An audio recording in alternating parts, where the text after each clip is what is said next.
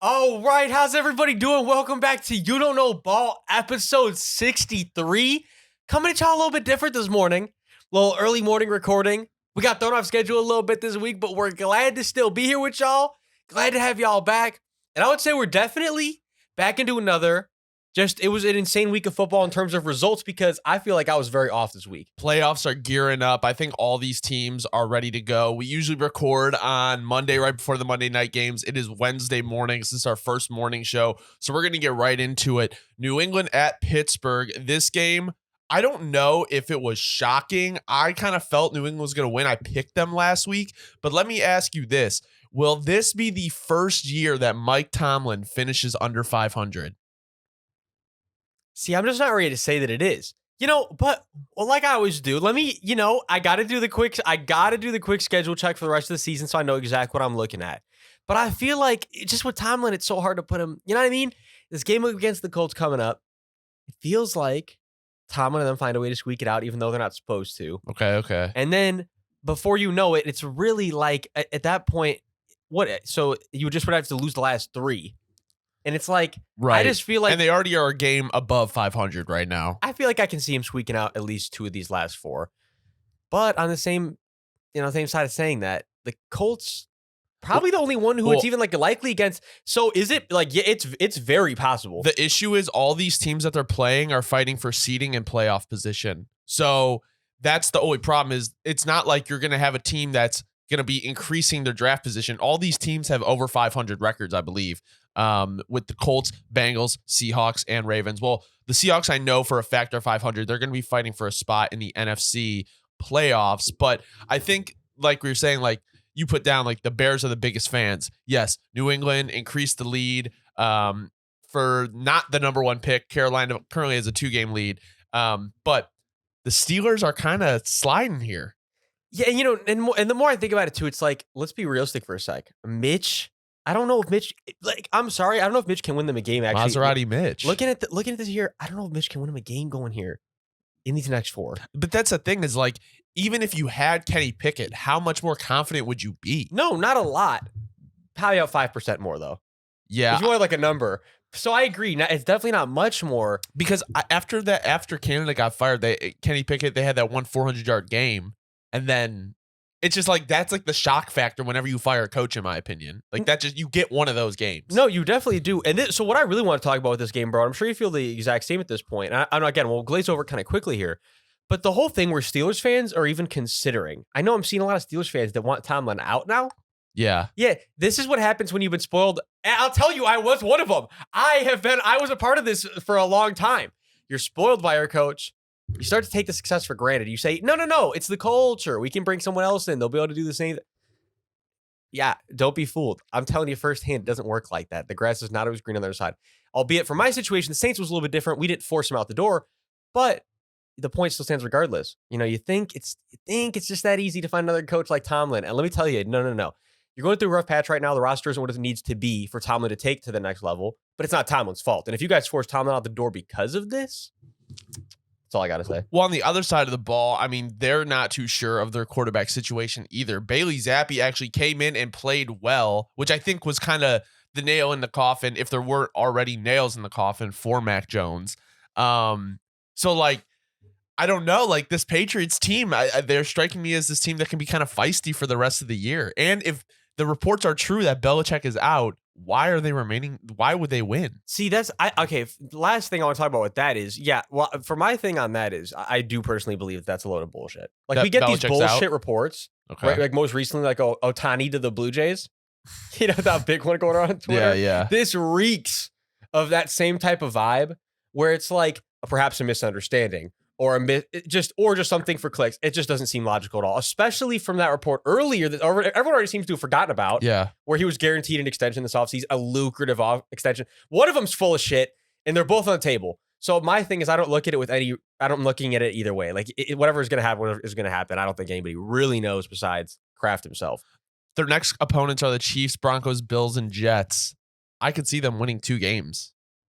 See, but I don't know because like we said though, this for the Patriots, this almost felt like because the Steelers have been slipping. Yeah. It was like this was the one they could take. But that's how it feels about the Chiefs next game. I agree they could win one for sure. But here's the thing I wanted to point out too, because this is really, it's kind of like, and I get it. Nobody's been talking about it because it's like there's been so much negative talk about the Patriots. Why even? It's like when they have a day like this, you got to harp on the positives, right? Yeah. But I'm going to harp on another negative here just for a second. Like, I mean, after the first half they had in this game, for the second half they had, it's like you almost literally let the game slip away. It's like, this still wasn't like a convincing, they're awesome win. They're a broken team. Yeah, like this was like, oh my God, you literally had it in the bag and you really almost let it scrape away like 3 or 4 times. You gave them all these chances. So it's like, that's what I'm saying. It's like, realistically, I think they could win like maybe one more. Okay. But it's like, like you're saying, they're a broken team.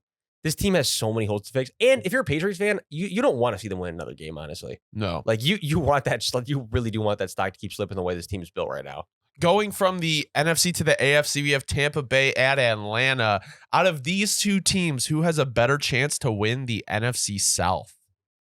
See, I'm going to keep sticking with it. And actually, I'm rephrase that whole sentence. I messed myself up. I wanted to keep sticking with the Falcons. Okay. Right. But I'm realizing, especially after this game, I don't know if maybe the Bucs are still a little bit better built all around. And I think Baker gives you more of a shot in these last, like 4 or 5 games here. Okay. I feel like I'm leaning Baker and I'm leaning the Bucs over the Falcons at this point because the Falcons have everything else really. Not everything else. The trenches, you still like the D-line. Like the Bucs have pieces. The Bucs have still have some stars and receivers. But then also it's the thing is I'm mixing myself up here. It's kind of like the Bucs. What I'm really trying to say, the Bucs have good pieces. The Falcons have good pieces. But overall, when you go Baker and Ritter like head to head, yeah, I'm taking Baker every time. I'm taking the Bucs stockpile over Falcons. So it's like, I think my thing with the Bucs and the Falcons is, regardless of how you feel about the actual roster construction of the Tampa Bay Buccaneers, let's not forget they won a Super Bowl less than 5 years ago. So there's still some of those core pieces from that Super Bowl team on this team. So they know what they need to bring to win games down the stretch in an NFL season. So I think that is probably the biggest difference between the Buccaneers. And regardless about how you feel about Todd Bowles, he does have a Super Bowl ring as a defensive coordinator. Regardless how you feel about him as a head coach, doesn't matter. This division is all over the place. So even that's the thing is like, even with Baker not playing his best, they found a way to get the W. And I feel like both these teams are scrappy, but like we're saying, the Bucs are more of that established, know how to take care of business. And I just don't know how much I trust Desmond Ridder to be that guy down the stretch. Well, and I'll even add this on top of it. How much do you trust that if there's a game where their season's on the line, like this is the game we got to win to make it to the playoffs? Who do you have more faith in that's going to show up, Baker or Ridder? Baker, see, me personally, I think a Baker would be the type of, he's going to fight and show up that day. Well, I mean, Baker's also playing for a job. I mean, not that Desmond Ridder is not, but Baker's already on like his 4th or 5th team. This is Ritter's first team. Like he may get another opportunity. Baker, I feel like, will always be that rotational backup guy. Put him in. He could spot start you. I don't know if he'll ever be like a long-term starter, but he is better than a chunk of quarterbacks in the NFL. Like he's not a bad player. We're in a very weird spot in the NFL where there are some teams that have like backups that are potentially better than some starters. And it's a weird thing we got going on here. I think the biggest thing we can take away from this game going to the other side of the field with the Atlanta Falcons is that their playmakers made plays. Even Bijan in his limited touches, he did okay. But Drake London went crazy. No, oh yeah. So he went nuclear. The 10 receptions, 172 yards. This was the main note I wanted to highlight here. Okay, because this goes back to my original point earlier in the year about Art Smith. What is he doing? Like it's genuinely to a point. Like Art has to, and back to my fucking cushy seat thing. He's rolling back a blunt on his fucking cushy chair because anybody who was genuinely fighting for the job right now, you're telling me you're gonna give your first round future All-Pro stud with your season on the line 15 touches? Yeah. Just tell me how that makes any sense. Unless you know you have your job the next season, which he does. Because it doesn't make sense. Like, you're literally fighting this game. If you won this game, their playoff chances shot up like 35%. You're telling me in a game where if somebody came to a piece of paper, you got a 35% chance. You already had like a 40% chance. Right. You're going up to like a 75% chance to make the playoffs this year. All you got to do, it's not that easy. But let's just say giving Bijan 20, 25 more touches, you think that wouldn't have brought the chances to win this game up more? You think that wasn't?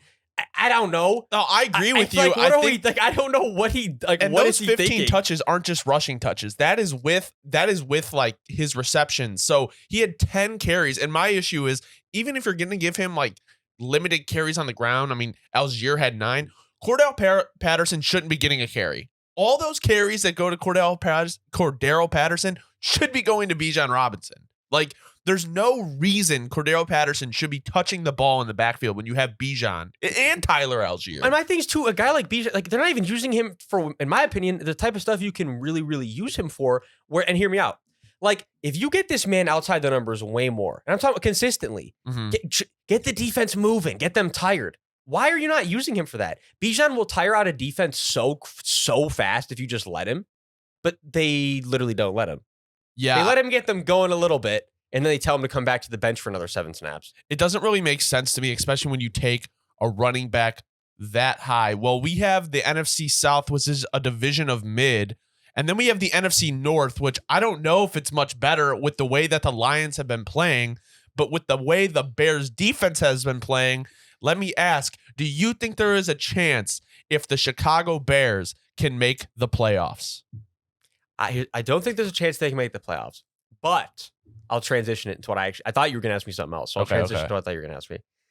Just maybe, is this regime minus Getsy kind of like maybe pushing themselves for another year? Okay. Because at this point, I'm saying to myself, at least if I'm the owner, I'm saying, look, just maybe I see a little something going here. I've been so rigid all year on the whole like Caleb is, and let me be clear, to me personally, Caleb still is a generational guy. That is still the direction I would go. But also on the other hand, I'm also completely being objective. I can also completely understand where if the Bears were like, hey, look, man, Justin seems to be making a lot of strides. Yeah. This defense is really making a lot of strides. It looks like Flus' system's kind of starting to come together now. And then it's like, but what's really the weak link right now? Yeah. Oh, it certainly is the offensive play calling. And so it's like, if we get rid of this guy who is so centric on screens, where it just doesn't make sense when you have a guy like Justin. It just the fusion doesn't really make sense. So let's get this guy out of here and then bring in someone new. And then there's so many problems where if you do that and it doesn't work, everyone's losing their job. That is the problem, because it's like they're so close to maybe finding something that works. It's like, do you walk? Like, honestly, they could not be making Ryan Poles' job more hard. And that's a good thing for Bears fans if you look at it, because you're really going to be able to tell like who Ryan Poles is after this offseason. And something that I was thinking about like and listening to earlier today is Justin Fields has like traits of elite quarterbacks. Like, they're scrambling. Like he is like top of the crop when it comes to rushing quarterbacks. Like, talking like Mike Vick, Lamar Jackson level. Like, that is the type of player he is. Do you want to walk away from that? Like, realistically, Bears fans, do you want to walk away into a question mark right now after you've seen growth from him? And don't get me wrong, I was calling for his job. I was calling for Eberflus's job. But you also do realistically have to look with what the Bears were set up with. They were a garbage team last year. That's what I'm starting to realize is, as I'm seeing more continuity come together, it's like, that's the thing is, I'm seeing it from both angles. Here's what I really will say. We can finish off with our little Bears little mini rant here. My main last thing, the games against the Browns and the Packers are going to basically tell me all I need to know about if he is the future. The Browns, because electric defense. Let's see how he's grown. If it's another like 50-yard game, a bunch of turnovers, stuff, like games like that, it's like, okay, maybe I'm going to, you know what I mean? But then also with the Packers, it's like the type of games you got to show up for. Didn't show up for the first one. You got to be able to play teams like the Packers. You play them twice a year. It's like those are the two games that are going to really tell me what I need to know about this future regime. Can they show up for those? Right. One last comment about the coaching staff, and then I'll move it over to Detroit. The thing with the Bears coaching staff is, if you don't remember, the Bears fired the defensive coordinator who was calling all of the plays, and Matt Eberflus always talked about being the CEO role. What if he's not like the CEO? Like, he could be a head coach and still be a football guy. Like, don't be the CEO guy.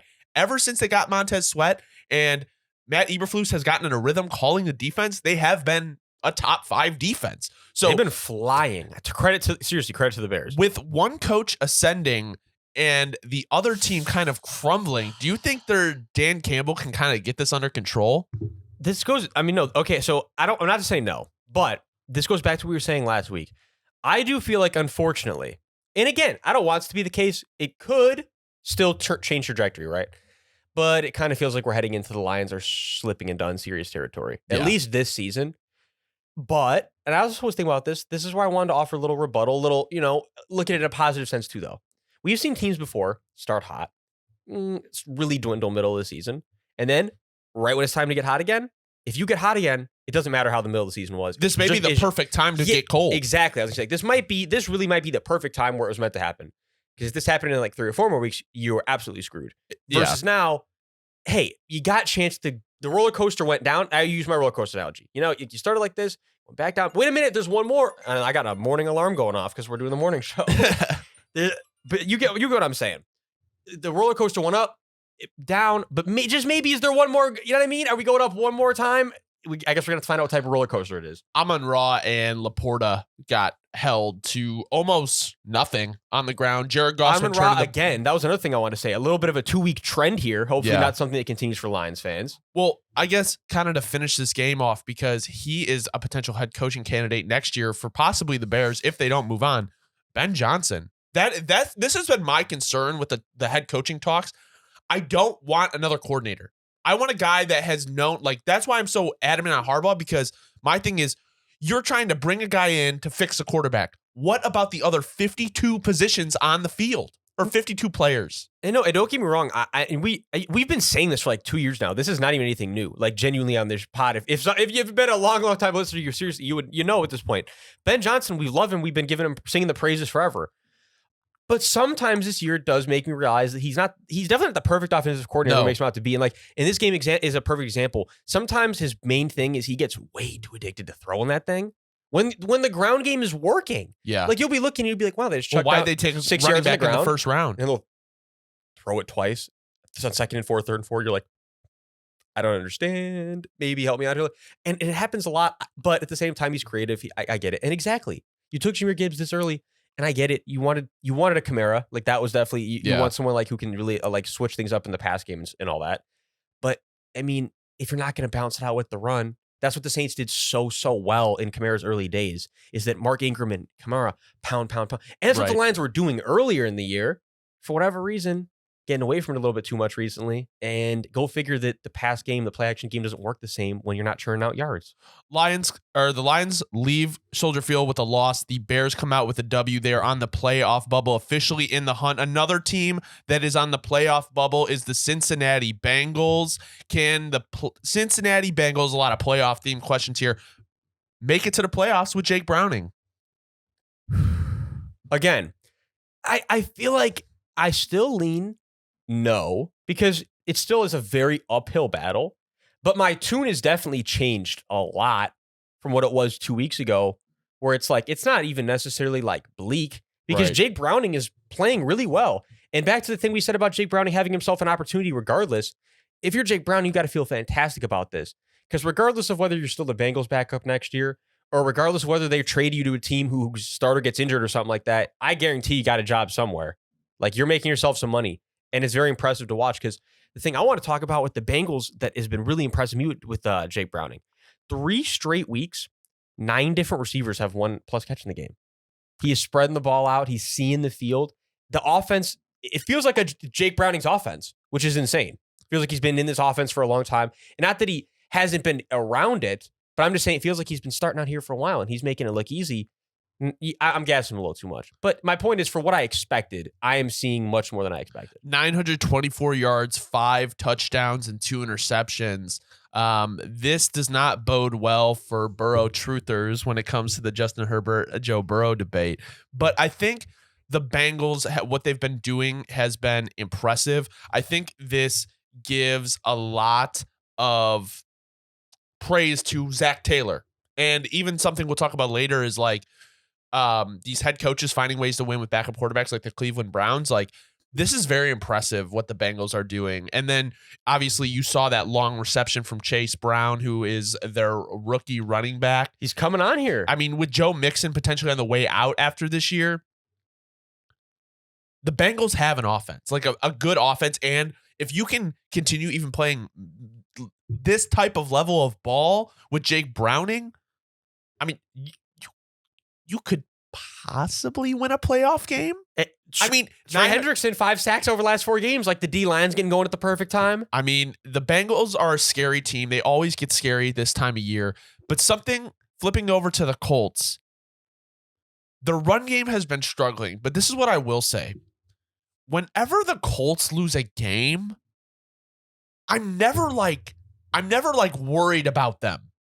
Like they are just like, you can tell they're just a consistently well-built, like good team. Like every game this year. No, it's the Shane Steichen effect. And exactly where it's like, we feel the exact same way about them. They're not built to do anything this year long term. No. They're not built to make a deep run. But they show what they are, and what they are is disciplined and well put together, just like you're saying. And there's still pieces missing. But that's the thing is, they're going to keep building. It's going to keep getting better. But you're seeing the product of what it's going to be. It's just, it's not a refined product yet. I mean, even with Anthony Richardson, because you Gardner Minshew is mobile, but he's not Anthony Richardson. Like imagine if the run game, I honestly feel would be a lot better if they were having these designed runs. And I know they're not completely taking them out with Minshew, but like I said, they're a different level of athlete. Well, no, and even like I could use examples that I saw even from literally when I went to go see the Saints play the Colts earlier this year in person. There are some times where Minshew was taking some reads, and you could tell like he was not even comfortable taking them. Like he was stumbling out the read. He literally like stumbled, like threw it off his back foot. Like it's just you're not getting the same athleticism where it does. It limits the play call. Whether it even limits what you're calling, it limits the effect of the play. Moving into another AFC North team, Jaguars versus Browns. Similar question here. Does Joe Flacco make the Cleveland Browns a playoff threat? See, and I'll give you my honest answer where nobody's going to like this one, though. This is one of those ones where I'm going to sound like the bad guy. But I also don't want, I'm also being completely honest, and I could be totally wrong, as I always say. Like, this is one of my ones I'm willing to be sitting in my potentially a cold take for sure. But with Joe Flacco, it's like, he's one of those guys that can for sure come in and have like a good week. But it's like just how I felt about him in the last few years. It's like, I don't think that I have faith in him to go have like that same playoff run that he had back when the Ravens won the Super Bowl. It's like, because that's what he'd have to do. Yeah. In order for them to win the bowl. And don't get me wrong, for them to make the playoffs, it's like, yeah, no, I have a lot of faith they can make the playoffs at this point, seeing how he's playing. But to like go all the way. And it's like, that's where it's like, if anything, it's like, I didn't want to get my hopes up. Right. Because it's like, as many times as he plays good, it's like, I don't know if he's going to be able to do that. He's been playing crazy. And I mean, I guess the main argument for when he was kind of getting older and playing was his arm strength. His arm looked fine. No, he's playing good. And that's the thing is, it's just, I just don't want to overgas yet on a, like, where it's like, I just need a little more sample size this season. But it's like, hey, you know what? If he can do this throughout the whole end of the course of the regular season, you know what? Maybe I'll change my tune a little bit. It's more than anything, I just don't even want to like get anyone's hopes up because like I've been saying, I just still feel bad about the trajectory of the Browns season this year. Yeah, I mean, and it's just kind of like, especially with all the injuries piling up and everything. Yeah, that's what I was just about to say. I feel bad. They're on their third string right tackle, their second string left tackle. Maurice Hurst is out with a pectoral having tear. one of his best seasons. Oh my God. I mean, the bright side is it looks like David Njoku is getting involved more. Elijah Moore has been getting involved more. Elijah Moore was more of a I believe, wait, no, who was it Joe Flacco? Yeah, it was Joe Flacco. For some reason, I'm thinking DTR. But yeah, I mean, outside of Amari Cooper, you have offensive skill positions getting involved on the Browns, which is encouraging. That defense is still good. Drop issues going down a little bit with Joe? Or Joe, Elijah? No, I meant to say with Joe out there. Oh, with like Joe out there? Whatever reason. I'm not saying it has anything to do with Joe himself. I just think, thankfully, these last few weeks. Joe Flacco is a vet, and I don't think that offense really had that vet presence. I mean, like, Deshaun Watson's a vet, but, like, Joe Flacco's won a Super Bowl. So I think it's a very interesting tale. I honestly think the Browns are one of those teams where there's no telling what they can do. But a team that has been disappointing the last few weeks, regardless of injury or not, is the Jaguars. That 1-seed narrative seems like it's kind of down the toilet right now. No, it's crumbling. It's crumbling. And I also, before because I want to move on to the Jags too, I just want to say, like, real quick, could the Browns still could make a run? I don't want to seem like I'm like putting like, I don't want to seem like it's like, oh, they're done. That's not what I'm saying. It's just, I do just feel bad and it's not likely. But yeah, but then over to the Jaguars. Lord, where do I even start with these dudes? Because they're getting to the point where they're kind of starting to piss me Bro, off. what is look, I truly don't know what is actually happening with them. I just don't think. No, I'll tell you what I think exactly is happening with them. I think that as of right now, they're just not all the way consistent yet, and whether that has to do with the fact that some days that's what's weird about the Jaguars though. Is some days the offense is the one that doesn't show up, and some days it's the defense. They still have that problem. Where most days both of them do, but there's definitely still those days where it's like, what is this team's identity today? Which doesn't happen that often. But they didn't really get the run game going. I mean, ETN only had 35 yards on the ground. See, and that was and if you remember, we were saying like 2 weeks ago, the Jags can beat anybody. The recipe. This was the Jags recipe. Write it down if you don't remember it, Jags fans. 250 plus pass yards, 100 plus rush yards, no turnovers. The Jags can play like that every single week. That is when the Jags can beat anybody. But if the Jags aren't keeping the ball on the ground, they're not churning out yards, and they're turning it over like this. Even this is a great example. You did turn the ball over what, 3 times? 3 times. And Trevor Lawrence did, yeah. And you're still, I would say, and 4 times. Yeah, I would say with the They fumble lost the too. fumble. So 4 turnovers, and you still and you're still very close to winning the game. But that's the point, is when the Jaguars play sloppy, they're screwed. But if they can just play a good, concise game, I do think the Jags can beat almost anyone. It's just they haven't shown they can do it very consistently when they play a better team. That's the main thing, is their consistency. I mean, like, they've lost both these games here by 3 points and 4 points. Like, the swing, like, if they would have this first round bye right now at 10-3 compared to 8-5, because with 8-5, it really puts them in the middle of that, like, top of the AFC with the Ravens, the Dolphins, the Chiefs, even the Bills now. So my thing is, like, now you're right in the middle. Now it's going to be really hard to break out of that. And it looks like kind of like it's the Ravens conference at this point. Oh, absolutely. And that's why it's like, if you're the Jaguars, this was such a blown opportunity. I mean, it's just, you just look at this like, wow, what a blown opportunity. Yeah, if I'm Doug Peterson, I'm like, okay, what the fuck? Like, what you did last year against the Chargers was incredible. If you get behind, I don't know if that's happening again, because not every team is the Chargers. No. I think that's everything. Like, we've been saying this for almost a whole year or 2 years now. I think every Jags fan just wants to see this team be able to start hot. I feel like a lot of the times they're kind of clawing. They're very slow. Kind of like the Bengals, but like they never pick up that consistency. No, very much. That is very much exactly how I feel about them. It's like, come on, Jags. Let's like just come in firing on all cylinders for once and do it for multiple weeks in a row. That's what they need. So 2 playoff teams in the AFC. Let's go to Carolina at New Orleans. Will the Carolina Panthers win another game this year? Probably not. They are genuinely playing some of the worst football I've ever seen in my life. And I'm saying this as a Saints fan, as y'all know, from the game we saw last week, where if the Saints were playing anybody else, they probably would have got their ass kicked. And somehow against the Panthers, we ended up pulling out, hold on, let me get my exact math here, a 22-point win. So when you can play about as ass as ever possible and still beat a team by 22 points, that says all you need to know about the Panthers right now. But again, everybody wants to point down to one thing. Everyone wants to make it Bryce's fault or this person's fault. Or the reality is David Tepper's fault. I mean, this man has put together the most confusing roster. Credit to one thing is that the defense actually is a really good, solid young unit. But everything else. But I don't know if it will be after this year. I say exactly, where you got guys you got to pay coming up soon. That only lasts for so long. And the reality situation is David Tepper, as we've seen and learned, is very, he needs it now. But the thing he's going to have to come to realize is that the only way that this is ever going to work is if he's willing to put the, foot on the brake, understand that you got to go through these years and you can't just be making changes every second, because young guys, they can't learn 1,000 playbooks. They can't learn 1,000 base schemes. You have to like give everybody time. And that's been the narrative around the Panthers for a while now. But that's so the next regime that you put in this office, you have to hit on them. I mean, next year is really going to be year 1 for Bryce Young, if you think about it. Like, they're definitely going to have to make some crucial upgrades to the O-line and receiving core. He's going to be learning a new offensive system, have a new head coach, have a new OC. It's just like, basically, you took away 1 year off a rookie contract, off the number 1 pick. No, for sure. Because then this is what I want to say too about Bryce is, and you can see it, like very much see it. It's not being hidden anymore. It's so obvious. Like, he is in his own head for sure. Like, this season has him in his own head. Like, he's missing easy throws. like give me deep throws. There was like 2 throws that he had against us at the end of this first half.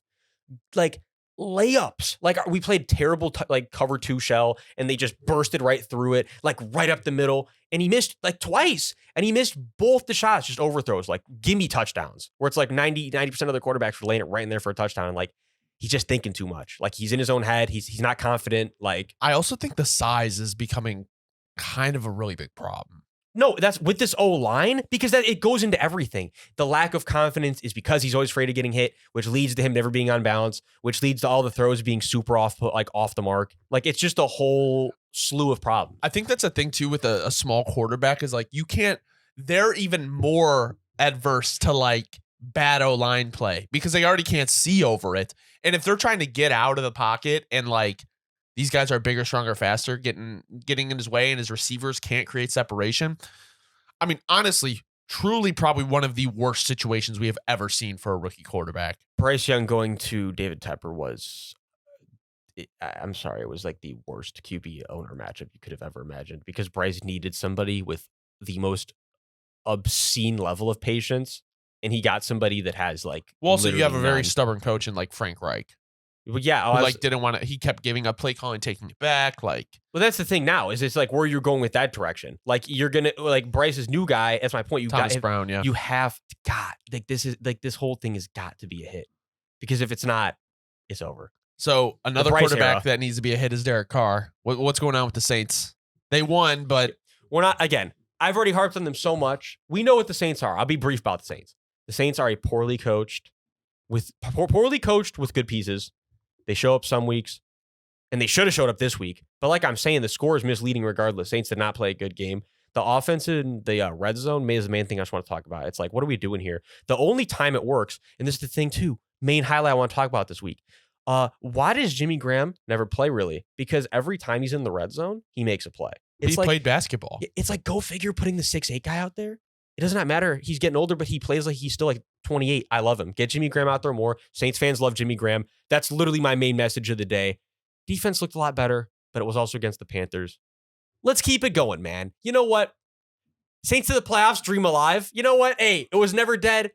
But at the same time, if we didn't make the playoffs and Dennis Allen gets canned, I guess Saints fans aren't losing no matter what. Another dream that is alive. Houston at New York Jets. Did Zach Wilson revive his career? I think, you know what? This is what because I was thinking about this the other day, where I feel like I've gone back and forth on this too much, so I want to make it super clear how I feel about this. Like, because I like loved Zach coming out, right? Gassing Zach and his skill set, loved it. I've always known Zach has, so it's like we've known Zach has that skill set. I've known Zach can do that.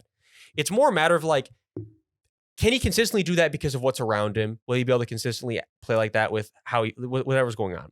My thing is, like we've said, will that ever be the Jets? Probably not. Like, is that the Jets long term at this point? Like, no, probably absolutely not.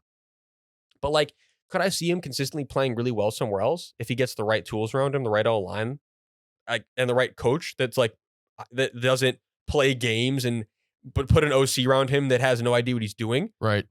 I'd say yeah, for sure. So it's like, when I saw that game, that game was what I expected Zach Wilson to look like a majority of his pro career. So it's like, if we can just get Zach into some continuity, I have no doubt he can look like that more often. Maybe not that amazing every week, but he had a really good week. And I think you can see a lot more of that good side of him if you just get him in some continuity. That's all it is. He just has had 301 yards, 2 touchdowns. Like that's a good day. No, and he had a lot of really good throws. Like, you know what I mean? Get Zach moving in the pocket with the scheme around it. Zach's the type of guy, you got to make it work for him. But if you get him into the system and you get a coach around him that believes in him, that's willing to do that, I do still have faith that Zach can do stuff.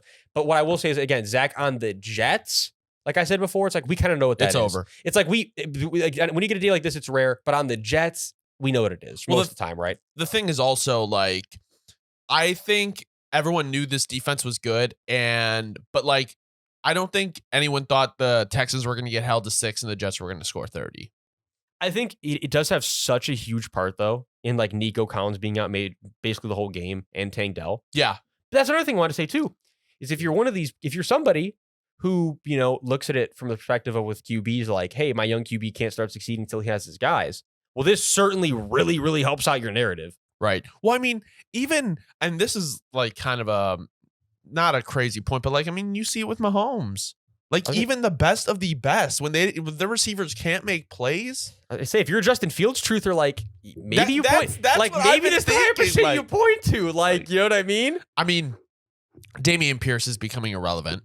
Unfortunately, I think that injury, it's just one of them ones apparently that's like going to linger on, and it's just affecting him probably still, whatever the case is, or he just lost a lot of touches because of that injury, and it's just he never got back to same form. But Right. unfortunately, I agree.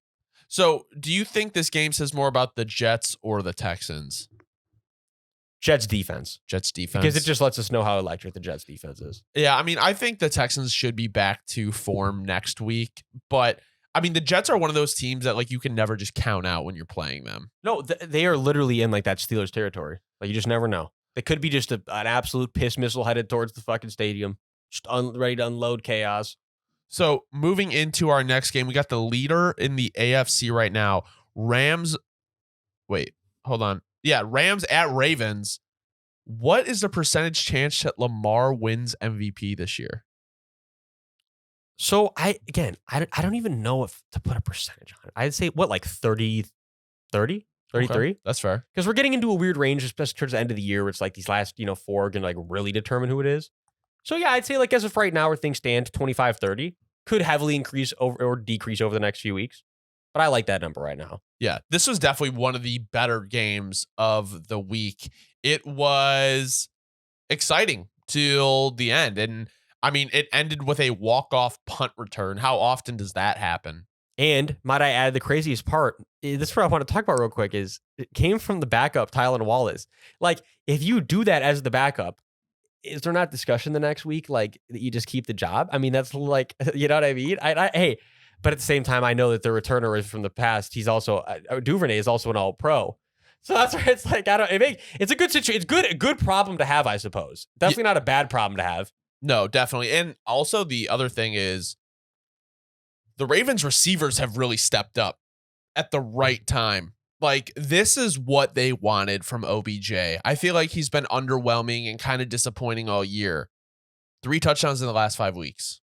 I think that they've really started to get him involved recently. You see them trying to get him rack opportunities. And that's what I think OBJ was really missing. It's like, maybe try to get the ball to him a little too deep, a little trying to stretch him a little too much. At this point of his career, I think OBJ's best. Just get that ball in his hand, just let him do his thing. Yeah, you have to. I mean, Zay Flowers looking nice. We know what the Ravens are. Defense and very, very fun offense. Other side of the ball, a team that has been up and down all year, the Rams. Are they the most confusing team in the league? I don't get them. I don't understand. Like, they can play with the best in the NFL, but then some games it's just like they just can't move the ball. They are genuinely confusing, especially when you consider that like we might see them in the playoffs. All I know is that Sean McVay is an absolute heck of a coach. I wouldn't want to see the Rams in the playoffs. No, that's what I'm saying. Absolutely not. Sean McVay is a heck of a coach. He deserves so much credit. I think the main thing with the Rams, that the main narrative even this year is just the young defensive guys they took are really, again, they keep coming on. They keep playing good games. But also Cooper Kupp, Puka Nacua, but on another level these last 3 weeks. I mean, like that when they're exploding together, this offense definitely is one of the best in the league. And that is going to be what takes the Rams to the top or sends them to the bottom. It's just how long can Coop and Pook, his new name, keep this going? Because if they can each go for over 80 every single week, and they can all each get a touchdown, even with Kyron Williams, and yes, and that's the trio. Yeah, thanks for reminding me. I'm not giving enough credit where it's due. It's a trio going on right now where you got someone's got to have eyes on Kyron out the backfield. Someone's got to have two people got to have eyes on Coop. And then, what's Pook doing over here? He's just eating. It's just, I mean, if you can keep that going. And if Matt Stafford could just be serviceable next year, like the Rams, after another free agent offseason and another draft class, they actually may have like a competitive team where they're above 500. Oh, and you know that this is what the Rams are going to be doing. You can see it with certainty. I think that's what they try to do with Stetson. We know, I know Stetson's going through his own personal troubles and all that. Hopefully he's doing better. And perhaps from also that perspective, Stetson maybe just was not ever going to be like this guy because Stetson's a little more risky, smaller frame. You get what I'm saying? Like, to be the successor, I think what we're going to see this offseason is you're definitely going to see the Rams at some point in this draft take a successor. like to sit behind Staff. And then because Staff only has a couple more years in his belt, a few at most probably. And it's like, hey, let's just get this guy behind a future team Hall of Fame kind of guy. Yeah. And let's let him eat. And then in a few years when we need him, kind of like a try Jordan Love type of situation. That's where I feel like the Rams are leading to at this point. Going from probably one of the best games of the week to the worst game of the week for sure. We have the Minnesota Vikings at the Las Vegas Raiders. Let me ask you this. What do you think the Raiders will take a QB in the draft this year? Oh, no, they have to. Like, they absolutely have to. But at the same time, it bodes the question of how is it going to get done?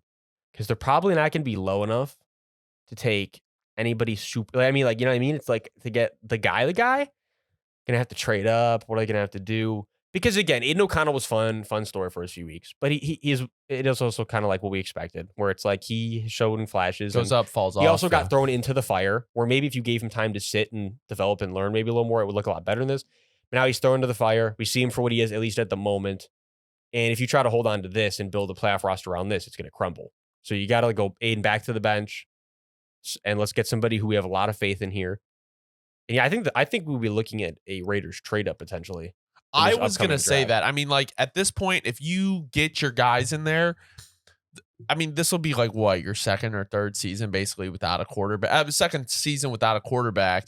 And my thing is like, really, how long can you go? I will say this. The Raiders roster does have a long way to go, but you also have stars like Devontae Adams and Josh Jacobs who. You mean the Jet? Yeah. The Jet Devontae Adams. It's just like, you have these all talent, all world players. Josh Jacobs is definitely a top 5 running back. Devontae Adams, when in the good system, top 5 receiver. It's just like, by the time you get good, these guys are going to be gone. So especially with how much Josh has been getting injured. Yeah. Like at this point, Josh would just be too injured by the time they get good. So I agree. It's like, I mean, with Max too. Yeah. I mean, Kevin O'Connell is not beating the 1-score game allegations. It has been brutally close for the Vikings here. Josh Dobbs benched. Magic ran out. It's done. It was a lot of fun. Astronaut. He was keeping Astronaut. He got the Dobbs magic going, man. You gotta give love to him for that. Yeah, but Nick Mullins coming in to save the day. Clutch mode. Yeah, Clutch Mullins. Oh my God. Throwback shit. 3-0. I was praying the Vikings lost that game, obviously for Bears playoff seeding, but it's just like, bro. Okay, first off, Justin Jefferson shouldn't play another snap this year. Oh yeah, no. If they bring him back at all this year, there's just no intelligence going on in that building, which I have faith that there is. I do think the Vikings are an intelligent organization, so don't prove me otherwise right now. Yeah, no, he can't come back. I just think, here's my thing. I know Kevin O'Connell wants to win. I know the Vikings want to win. It's in your best interest probably just to call it. Oh yeah, at this point of the year, it's you have to feel like you maximized everything going on right now with what happened.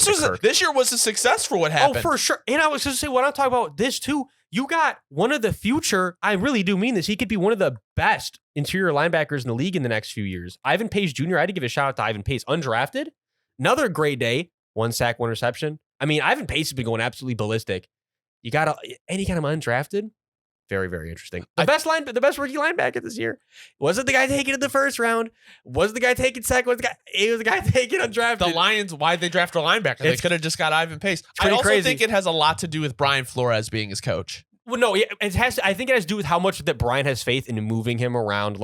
And so a lot of his guys and also I had to give a shout out.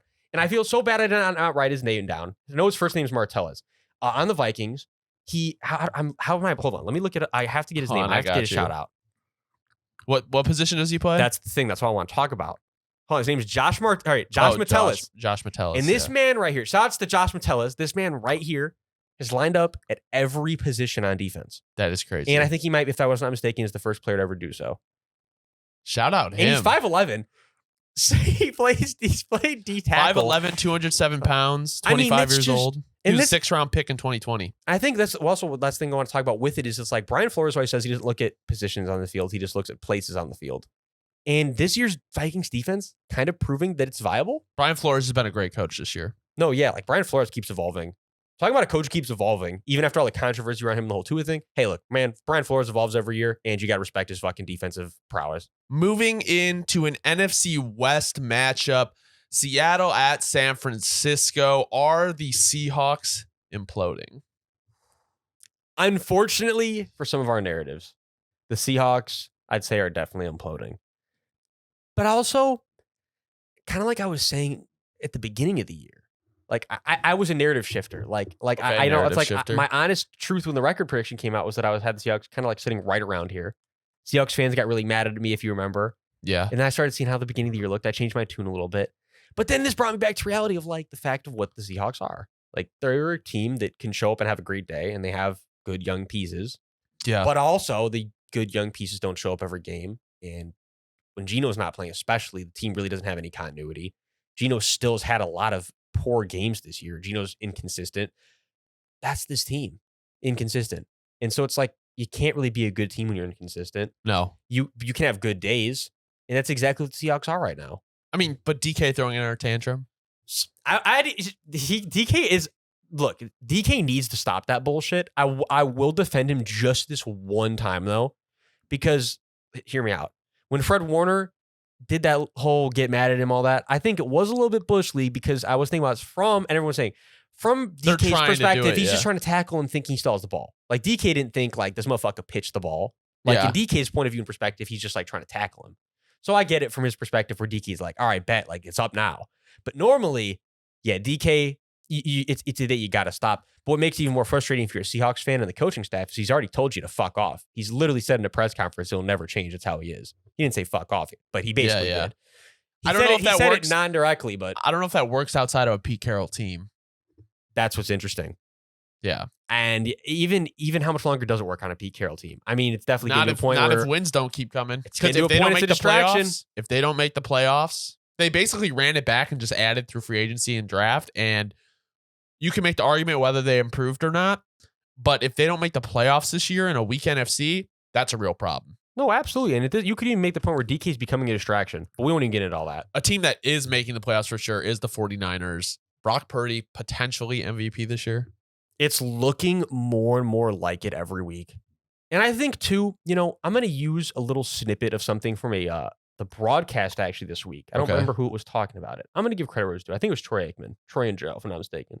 Okay, Troy and Joe. Troy was saying, if I get it, could be, I think it was Troy, though. And he was like, look, man, we didn't hold having a great core of talent around them against Peyton Manning, Kurt Warner, like all these other guys. It's like, so what? Now that Brock has a great cast and he's doing this, we're going to tell everyone that it's not him. He's like, well, that's bullshit. Fair. And I understand that putting it like that, I have to understand and respect it. That is very true. That we cannot hold it against Brock that he has been put and surrounded by great talent. And with that talent, he is putting up MVP numbers. I will still say, as of right now, my personal MVP is Dak because of the change in how we saw how we go from the Kellen Moore offense to the new offense. It's so much better than the new offense. I think it has a lot to do with Dak and how he's playing in that pocket. Not that it doesn't with Brock. I just think maybe Dak, I feel like maybe deserves a little bit more of the praise. Okay. But Brock's, at this point, Brock's right there with him, no doubt. I mean, but I guess my argument would be, like, I understand, but it's like CMC, Devo, and Ayuk also create a lot on their own once they get the ball. This was so very interesting stat I want to talk about, though. Very interesting, because this blew my mind. And again, I don't remember the exact year, but it was the year Mahomes won MVP. Okay. So my numbers are I'm skewing the numbers of the year in my head. Patrick Mahomes' receivers actually had more rack than Brock Purdy's receivers this year. Oh, wow. That year. Which was very interesting. And the comparison point was Mahomes was right around like 52, and right now Brock's around like 47.948. So it's not like it's far away. But if anything, I think the main narrative that really highlights this is a fact. When a QB has a great year a lot of the time, nobody ever thinks about how much of it comes off of yak.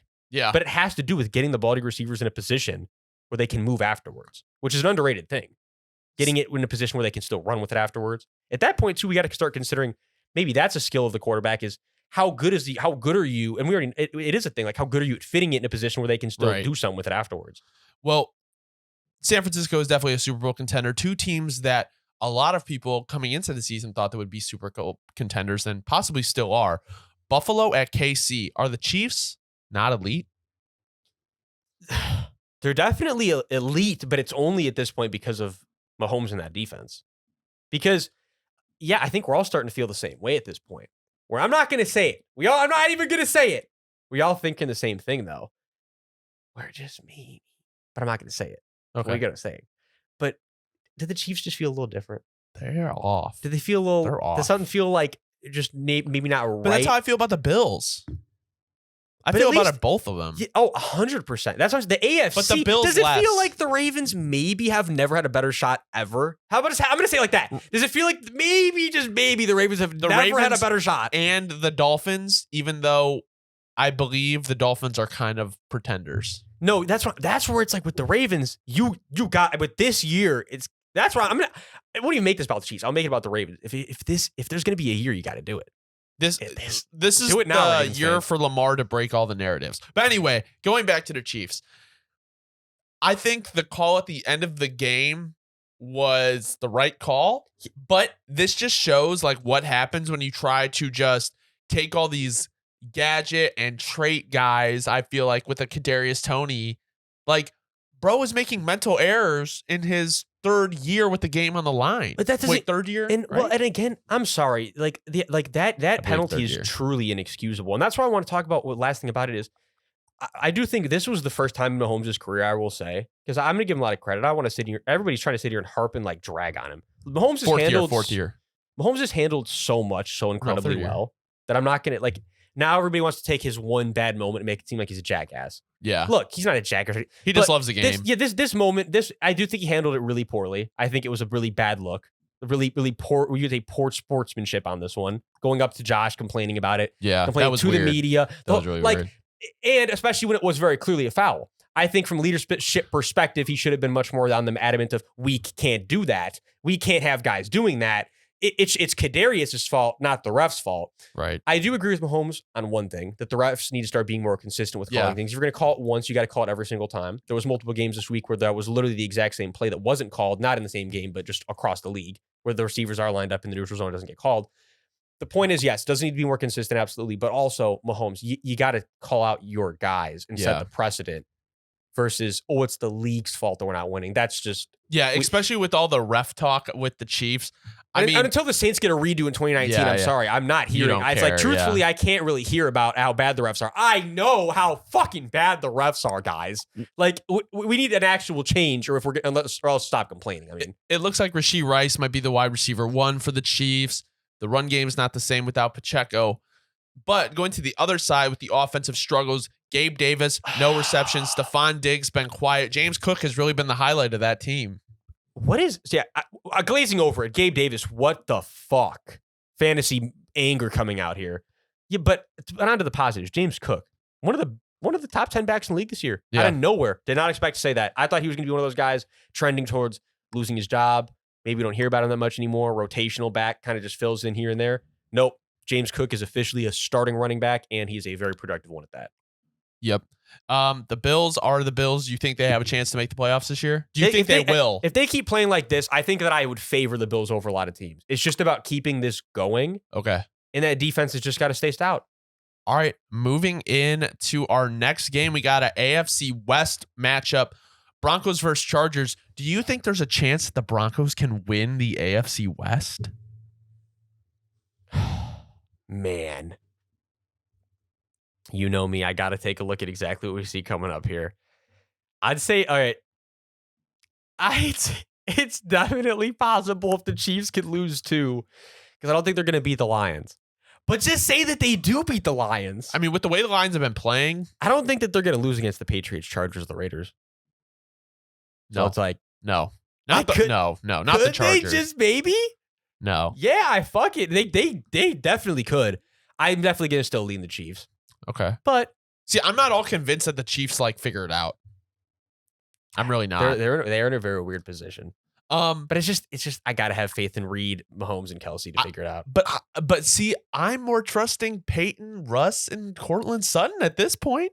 That is hilarious. Isn't that it's a crazy statement? It And is. I'm gonna catch flack for it, but I trust the turnaround of the Broncos more than what's going on with the Chiefs Well, I guess right that's now. true because the Chiefs started in a way where they had their turnaround at first, and now we're kind of heading back towards wait, right at the wrong time. But then also you could maybe say it just like the Lions. Just maybe is it just the perfect time? Yeah, it just depends how you want to look at it. Yeah.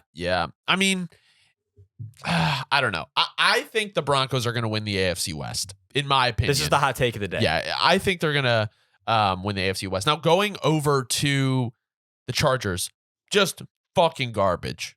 Just a garbage fucking team. Well, Chargers fans have got to feel the exact same as Saints fans at this point. Like, it's like, wow, we had the guys, but the guy who's calling the shots, you motherfucker, you clueless motherfucker, man. And it's just, I feel bad harping on these dudes. I know they're all real dudes. Y'all got real. I don't want to sit here and harp on another grown man. But when they're not doing your job and you're doing it so poorly and making all that money, I got to have a little bit of fun with you. Yeah. And again, the reality of the situation is with a guy like Staley, it's just unserious. And it felt unserious from day one. And the fact that he still is in that building, you have to ask yourself how much everybody on that team's going to fight. Again, back to the whole thing. You're telling me right now that the Chargers didn't tell Staley, hey, man, look, it's not working. And that everybody in the locker room would not be going, hell yeah. Like, let's fucking fight this week. Even though we have no playoff really hopes at this point, that's dead. Let's go out there and fight. Because they're not going to do that for Staley. No. It's dead chemistry. This year, especially being the AFC, Justin Herbert's out for the rest of the year. They don't have Mike Williams. Austin Eckler has not been what he's supposed to be. And whether that's Kellen Moore on offense, I mean, that is another question. Is like, do you really believe in Kellen Moore to lead this team to more victories? I mean, Quentin Johnston my fucking point of has view been playing better, but I don't know the direction of this team going forward. That's what I was going to say. If you want anything, because I almost forgot about this. How about this for a fucking fact? If Kellen Moore wasn't on the hot seat before, the seat is on flaming blue flames now. Because if you can't make this offense look semi-productive without Justin now, because with Justin, it's easy enough, and you still made it look hard on some days. If you can't do something with the backups, you're done. Your good is done to me. Because really good OCs will still find a way to make something work. Something, like some continuity, something, at least on the ground, chew up the clock. If you can't do that for me, we're done. From the AFC West to the NFC East, we have the Eagles versus the Cowboys. The Cowboys took the lead of the NFC East. And I will say, everyone was hyping up the Eagles, but the Dallas Cowboys have a point differential of plus 188. The Eagles have one of plus 21. That's insane. The Cowboys may be the better team. Right? As of right now, the Cowboys are firing on all cylinders. Like, but again, back to the thing we said, so many teams. Are they firing on too many cylinders at the wrong time? I think they're doing it just the right time. Can they keep this going? Because that has been the thing now for the last how many weeks? Where we know that this has been the 4 years in a row. This team, when they're hitting, firing like a machine gun. I don't think they've even reached their ceiling yet. Like, even close to. I feel like their offense could be even more explosive. I do too. That's the thing. And I don't think. But that's the problem is whenever I get to. I don't think a team. Thing, I can't even. I don't think a team like the 49ers will stop them. Because I think in that matchup, I take Dak Prescott and the Mike McCarthy offense over what I believe Brock Purdy can do against the Dallas defense. So basically, you're just saying like that first matchup that happened earlier in the year. It's just, I think that's wash. I mean, like, look at the Cardinals. I was going to say, what happened with the Cardinals. I was going to say sometimes just not in both teams not in the right groove. That was when Dak wasn't really that hot at that time. It wasn't really nothing was going yet. I do agree. I think it's a completely different game this time if they see each other in the playoffs. We need to see it. So if I'm an Eagles fan, am I panicking? I wouldn't say you're panicking yet, but I would say with how everyone feels about how Jalen's not maybe all the way healthy and a lot of things about that, you're starting to say to yourself like, man, I'm starting to sweat a little bit. You're not panicking, but sweat's coming down your forehead. Yeah, your heart's beating a little faster than normal. I think the Eagles' defense is really what's letting them down. And I was going to say, I was looking at him on the sideline. I knew you were probably thinking the same thing. You saw Sean Desai out there, you know. I'm Sean Desai. Vic Fangio disciple, was once a Chicago Bear. Here's my thing I want to talk about him is, look, he's called plenty of great games this year, but then there's also this defense has not been the same. It's not the same where you're like, it's definitely not the same. I mean, what you're seeing with the Miami defense is so frustrating for the Eagles because like they could have had him. And I think they are undoubtedly the favorites to go back to the Super Bowl. Undoubtedly. And again, when the Eagles are playing at their best, I still do think they are. That's the thing now, is it's a matter of, can they get healthy enough? Really, that's, I think, comes down to, can they be healthy enough to beat these teams come conference chip time, semifinals time? So I think also, just to wrap this up, the Dak Prescott, we talked about possibly MVP.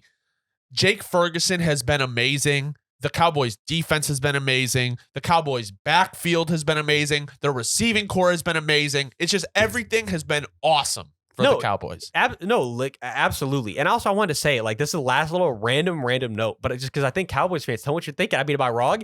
Both games this season where Rico Dowdle had 10 plus touches, he's got a touchdown in both games. And guess what? All the games where he didn't have 10 touches, no touchdown. Hashtag feed Rico. Hashtag feed Rico. Get him involved, man. Hashtag feed Rico. Feed Rico too. So basically what I'm hearing is Broncos AFC West champs, Cowboys NFC East champs.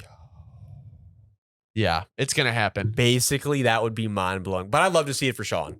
Sean Payton, bring that shit home to the AFC West. Bring home that banner to the Broncos Stadium, Mile High. This has been You Don't Know Ball number 63. Thank you guys for watching. Hey, thanks for watching the morning special. Glad to have y'all around. If you enjoyed, drop a like, drop a sub. We're on Apple Music, Spotify, anywhere, TikTok, whatever you can think of. We're probably there. And we love to see y'all around. Drop a follow. Hope to see you next time.